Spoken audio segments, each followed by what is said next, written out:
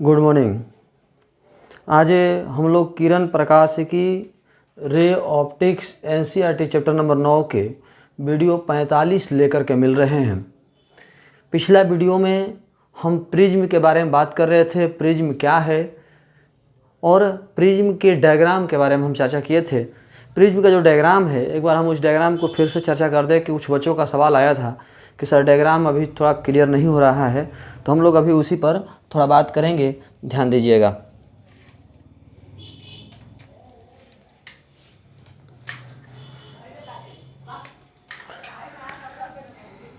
ये हमारा प्रिज्म है और प्रिज्म में हमने आपको बताया था, पिछला 2 वीडियो प्रिज्म से रिलेटेड था जो कि हमने मोबाइल ऐप में डाला था, तो ध्यान दीजिएगा। ये एक प्रिज्म हुआ और इसमें प्रकाश, ये पहले तो अपवर्तक कोण है, 2 अपवर्तक सतहों से घिरा हुआ जो कोण है, 2 अपवर्तक सतहों के बीच का जो कोण है वो अपवर्तक कोण है। यहाँ से प्रकाश एंट्री किया तो ये अभिलंब है। हम बताया था कि अभिलंब जब आप बनाइएगा तो आपको एक्यूरेट दिखना चाहिए कि हाँ ये 90 है, जिससे कि समझ में आ सके। तो ये अभिलंब है, ये आपतित किरण है। अभिलंब और आपतित किरण के बीच के कोण को हम आपतन कोण कहेंगे, आई। अभिलंब और आपतित किरण के बीच के कोण को हम आपतन कोण कहेंगे, आई। यदि ये यहाँ माध्यम चेंज ना होता, इस सतह पर माध्यम चेंज ना होता तो प्रकाश किरण सीधा गुजर जाता इस तरह से। लेकिन चूंकि यहाँ माध्यम चेंज हो गया है, ये विरल माध्यम है, ये सघन माध्यम है।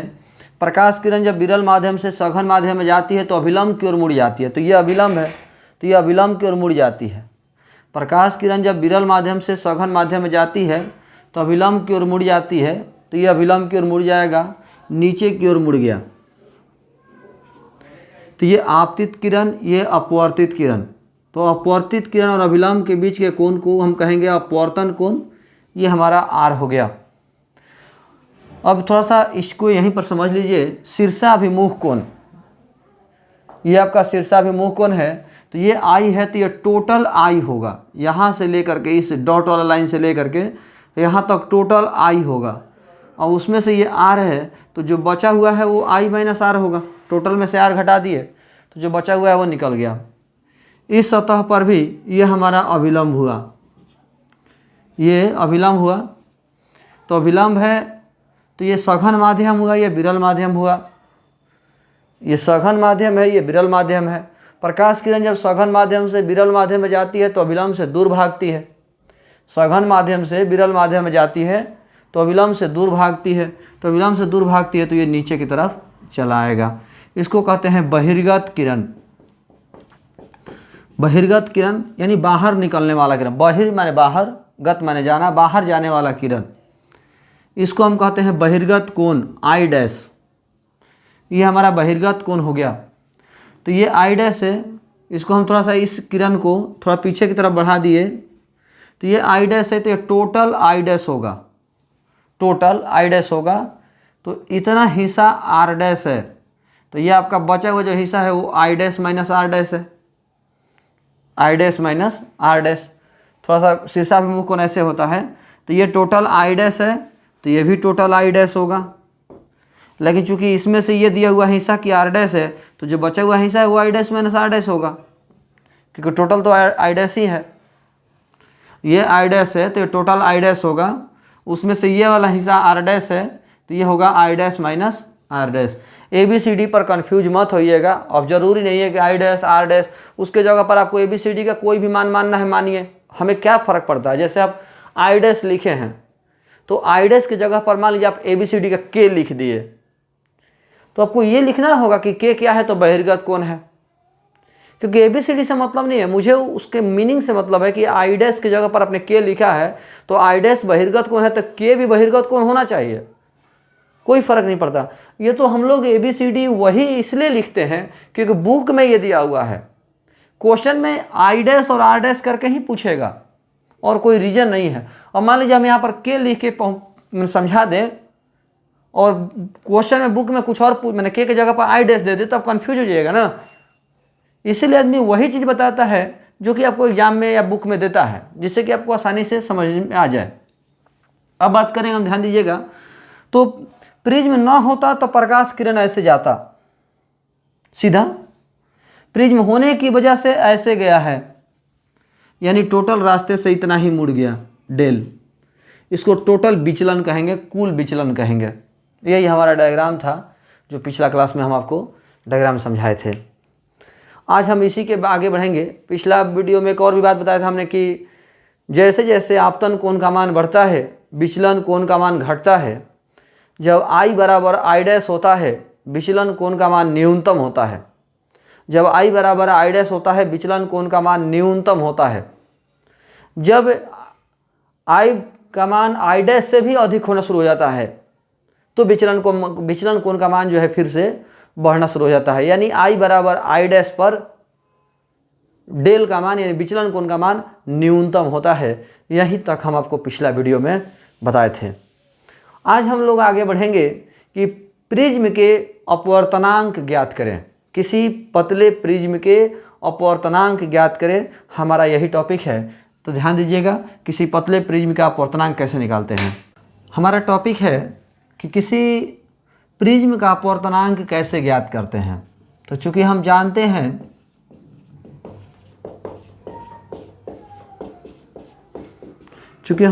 हैं कि डेल मिनिमम के लिए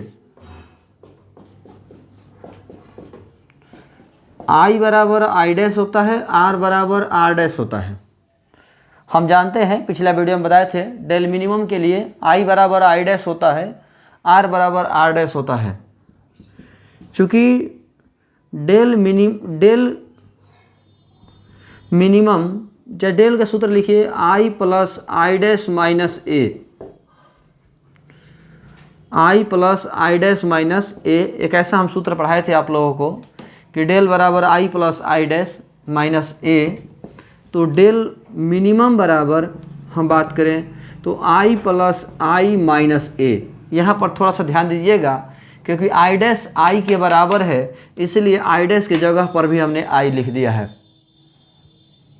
डेल की जगह पर डेल मिनिमम लिखा तो I प्लस I डैश, तो I डैश की जगह पर I लिख दिया, क्योंकि I डैश और I दोनों क्या है, बराबर है। तो del minimum plus A equal to 2I। तो I बराबर del minimum plus A by 2, I बराबर del minimum plus A by 2। आगे बढ़ते हैं। चूँकि एक और सूत्र पढ़ाए थे, देखिएगा, पीछे वाले वीडियो को देख सकते हैं, कॉपी को देख सकते हैं। A बराबर R plus R dash, A बराबर R plus R dash, A बराबर R प्लस R डैश। तो A बराबर R और R डैश तो बराबर है, तो R प्लस R, A बराबर 2R, R बराबर A बाई 2, R बराबर A बाई 2, R बराबर A बाई 2। I बराबर del minimum plus A by 2, R बराबर A बाई 2। स्नेल के नियम से यदि प्रिज्म का अपवर्तनांक बराबर म्यू, प्रिज्म का अपवर्तनांक बराबर म्यू, तो म्यू का सूत्र होता है sine I by sine R। Mu बराबर sine I by sine R। तो म्यू बराबर साइन I के जगह पर del minimum plus A by 2, del minimum plus A by 2 बाटा साइन R के जगह पर A बाई 2। म्यू बराबर साइन I के जगह पर del minimum plus A by 2, R के जगह पर A बाई 2। इस प्रकार हमारा म्यू यानी प्रिज्म का अपवर्तनांक ज्ञात हो गया। प्रिज्म का अपवर्तनांक पता चल गया कि किसी भी प्रिज्म का अपवर्तनांक म्यू बराबर sine del minimum plus A by 2 बटा साइन A बाई 2। ये हमारा किसी भी प्रिज्म के अपवर्तनांक का सूत्र हो गया। यदि ये प्रश्न 2 नंबर में पूछेगा तो आप यहाँ से स्टार्ट कर सकते हैं।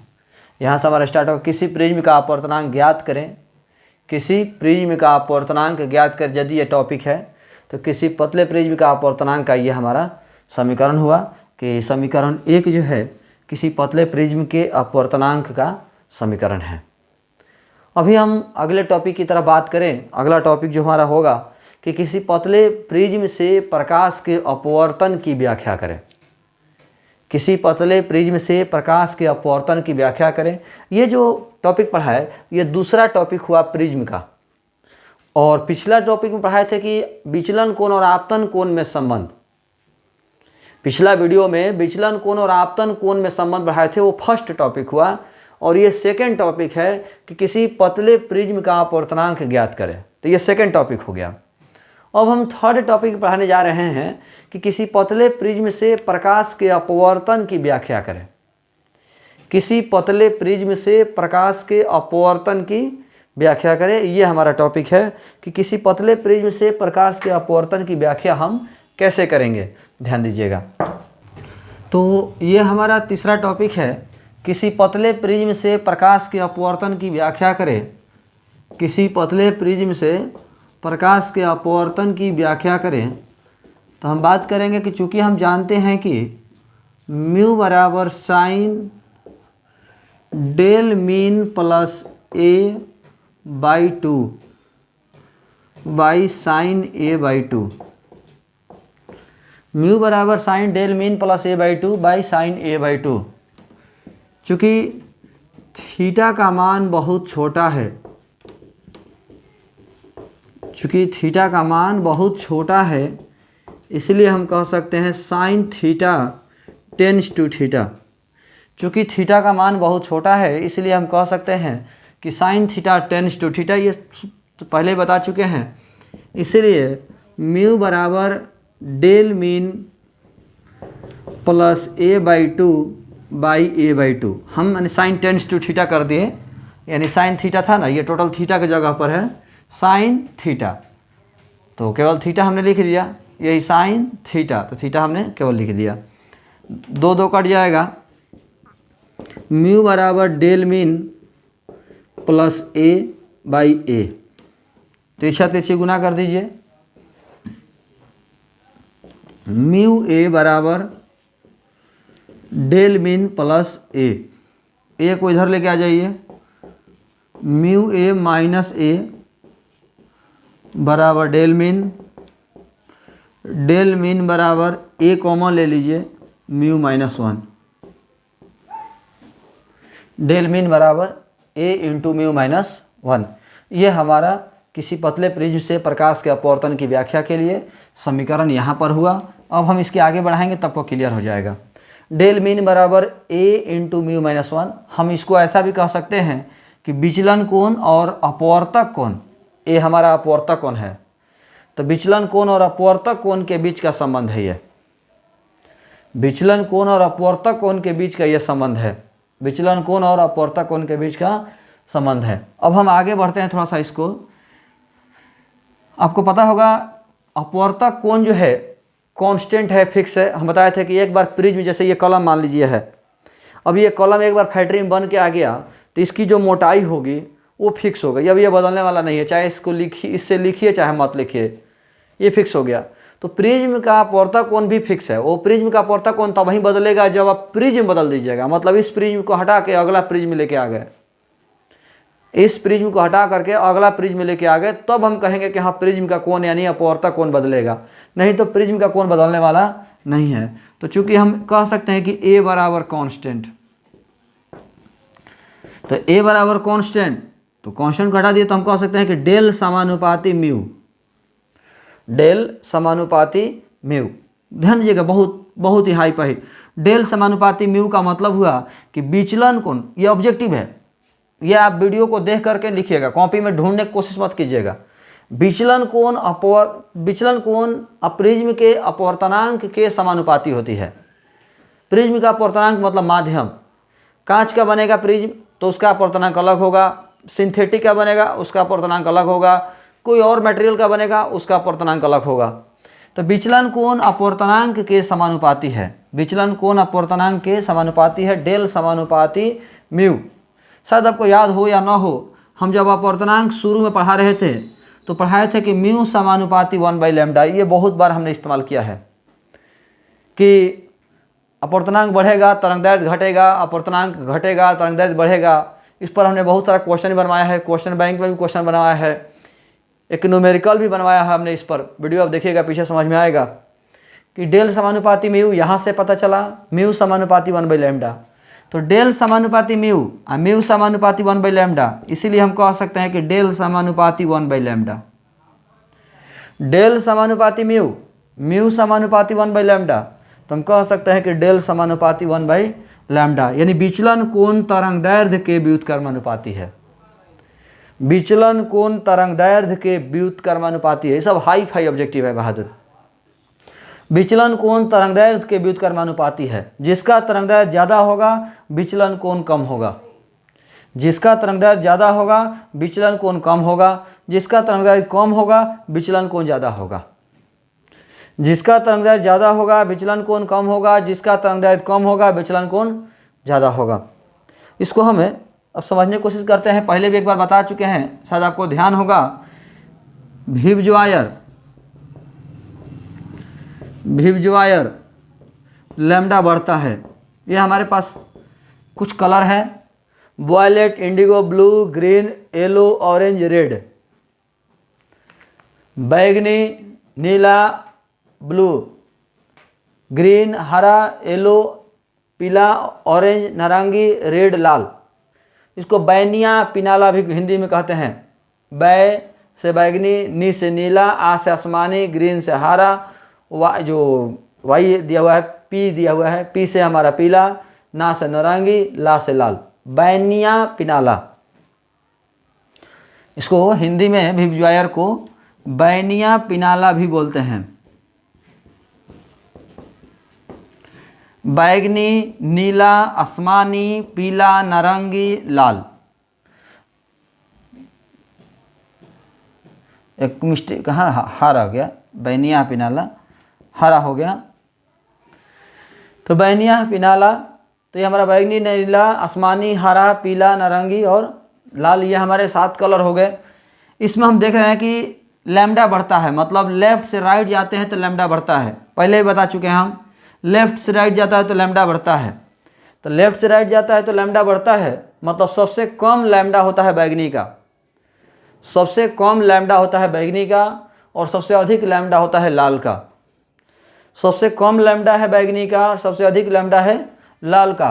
तो हम कह सकते हैं कि सबसे कम तरंगदैर्घ्य बैगनी का है, सबसे कम तरंगदैर्घ्य बैगनी का है, सबसे अधिक तरंगदैर्घ्य लाल का है।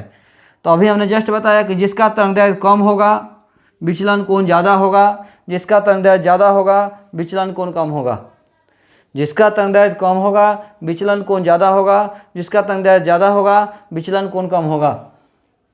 तो चूंकि हम देख सकते हैं कि लाल का तरंगदैर्घ्य सबसे ज़्यादा है तो लाल का विचलन सबसे कम होगा, बैगनी का विचलन सबसे कम है, बैगनी का तरंगदैर्घ्य सबसे कम है तो बैगनी का विचलन सबसे ज़्यादा होगा। तो यहाँ से 2 ऑब्जेक्टिव हाई फाई निकल के आया कि प्रिज्म से गुजरने के बाद सबसे कम विचलित होने वाला अवयव या रंग कौन सा है, सबसे कम विचलित होने वाला तो लाल। प्रिज्म से गुजरने के बाद सबसे कम विचलन कौन से रंग का होता है तो लाल का, और प्रिज्म से गुजरने के बाद सबसे अधिक विचलन किस रंग का होता है तो बैगनी का। सबसे अधिक विचलन कोण किस रंग का होता है बैगनी का, सबसे कम विचलन कोण किसका होता है लाल का। ये बहुत ही हाई फाई ऑब्जेक्टिव था, हाई फाई टॉपिक है, ये हमने आपको बताया। इसमें यदि कहीं कन्फ्यूजन होगा तो भी आप सवाल कर सकते हैं। अब हम लोग एक एक क्वेश्चन चर्चा करेंगे। हम वो क्वेश्चन आपके सामने रख रहे हैं। सवाल है, ये आपको नोट में नहीं मिलेगा, जो कॉपी हम आपको भेजेंगे नोट्स में, वो नोट्स में ये सवाल आपको नहीं मिलेगा, वो बोर्ड पर देख करके या जो हम आपको बता रहे हैं उसके अनुसार लिखना होगा। टॉपिक है आपतन कोण का मान, विचलन कोण का मान। विचलन कोण का मान किस किस कलर पर किस किस कारक पर निर्भर करता है। फिर से एक बार सवाल सुन लीजिए, मिस्टेक हो गया है। विचलन कोण का मान किस किस कारक पर निर्भर करता है। विचलन कोण को प्रभावित करने वाले कारक कौन कौन से हैं? विचलन कोण को प्रभावित करने वाले कारक कौन कौन से हैं, ये आपका टॉपिक है। इस सवाल को आप यहाँ वीडियो रोक करके खुद आप सोचिए कि हाँ इसका जवाब क्या होगा।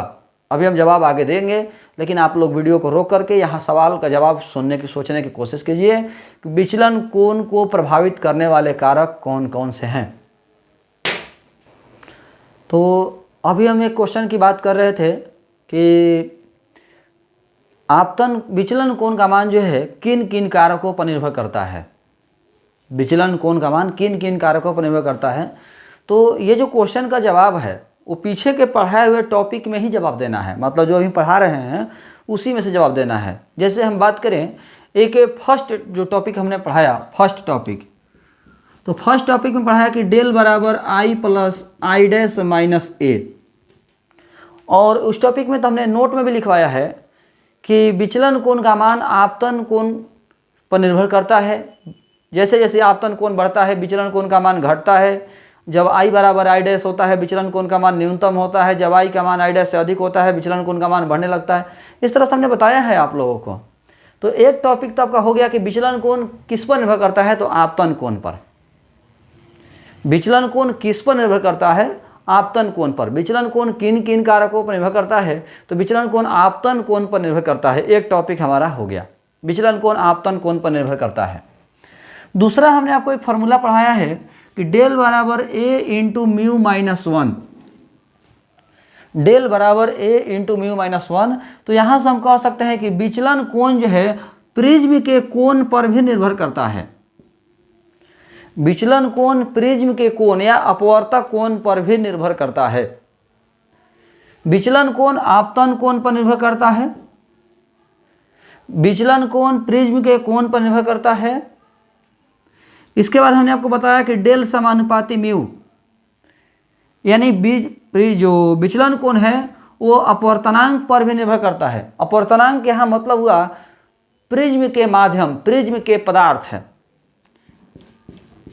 अपवर्तनांक का यहाँ मतलब हुआ प्रिज्म का माध्यम या प्रिज्म का पदार्थ, वही हम कह सकते हैं कि विचलन कोण अपवर्तनांक पर यानी प्रिज्म के माध्यम पर, प्रिज्म के पदार्थ पर निर्भर करता है। विचलन कोण अपवर्तक कोण पर निर्भर करता है। विचलन कोण आपतन कोण पर निर्भर करता है। विचलन कोण आपतन कोण पर निर्भर करता है। विचलन कोण अपवर्तक कोण पर निर्भर करता है। विचलन कोण प्रिज्म के माध्यम या प्रिज्म के पदार्थ पर निर्भर करता है। और विचलन कोण आपतित प्रकाश के तरंगदैर्घ्य पर भी निर्भर करता है। डेल समानुपाती 1/λ। अभी जस्ट हमने बताया कि लाल रंग का विचलन सबसे कम होता है और बैगनी रंग का विचलन सबसे अधिक होता है। इसका मतलब हुआ कि विचलन कोण तरंगदैर्घ्य पर भी निर्भर करता है, आपतित प्रकाश के रंग पर भी निर्भर करता है। तरंगदैर्घ्य कहें या रंग कहें, विचलन कोण आपतित प्रकाश के तरंगदैर्घ्य पर निर्भर करता है या विचलन कोण आपतित प्रकाश के रंग पर निर्भर करता है। विचलन कोण आपतित प्रकाश के तरंगदैर्घ्य पर निर्भर करता है या विचलन कोण आपतित प्रकाश के रंग पर निर्भर करता है। तो विचलन कोण आपतन कोण पर निर्भर करता है। विचलन कोण अपवर्तक कोण या प्रिज्म के कोण पर निर्भर करता है। विचलन कोण प्रिज्म के पदार्थ पर निर्भर करता है। विचलन कोण आपतित प्रकाश के तरंगदैर्घ्य या रंग पर निर्भर करता है। ये हमारा पॉइंट्स हुआ। इसमें हम चारों पॉइंट आपको पढ़ा दिए थे, बस उसको एक जगह सजाना था। तो अभी तक हम आपको प्रिज्म में क्या क्या बता चुके हैं। प्रिज्म की परिभाषा, इसके बाद विचलन कोण और आपतन कोण के बीच संबंध, उसके बाद हमने बताया ये पहला था। दूसरा था कि प्रिज्म के अपवर्तनांक, और तीसरा था किसी पतले प्रिज्म से प्रकाश के अपवर्तन की व्याख्या करें। ये 3 टॉपिक आपको पढ़ा चुके हैं। 2-2 नंबर के 3 सूत्र पढ़ा दिए। इसके बाद हमने एक छोटा सा क्वेश्चन भी पढ़ा दिया कि विचलन कोण किन किन कारकों पर निर्भर करता है। यह हमारा हो गया। प्रिज्म से पहले ही बोल चुके हैं, ऑब्जेक्टिव और 2 नंबर के सवाल पूछे जाते हैं। प्रिज्म से ऑब्जेक्टिव पूछे जाएंगे और 2 नंबर के सवाल पूछे जाएंगे। अभी हम आपको पढ़ाने जा रहे हैं, जो कि 8 क्लास में पढ़े होंगे, 10 क्लास में पढ़े होंगे, प्रकाश का वर्ण विक्षेपण। प्रकाश का वर्ण विक्षेपण हम लोग बात करेंगे, ध्यान दीजिएगा। तो हम अगले वीडियो में प्रकाश के वर्ण विक्षेपण के बारे में बात करेंगे। तो आज के वीडियो में हम इतना ही रहने देंगे। अभी हमें कि मोबाइल ऐप चलाने में बहुत से बच्चों को प्रॉब्लम हो रहा है, तो फिर से ऐसे हमने एक बार मोबाइल ऐप चलाने के लिए कैसे चलाया जाता है वीडियो हमने बना कर डाला था, लेकिन बहुत से बच्चों को प्रॉब्लम है। तो फिर से हम एक मोबाइल ऐप चलाने के लिए कैसे चलाना है, क्या क्या करना है, एक वीडियो बना के हम डालेंगे, उसको भी देख लीजिएगा, प्रॉब्लम ख़त्म हो जाएगा। तो आज के वीडियो में इतना ही, धन्यवाद।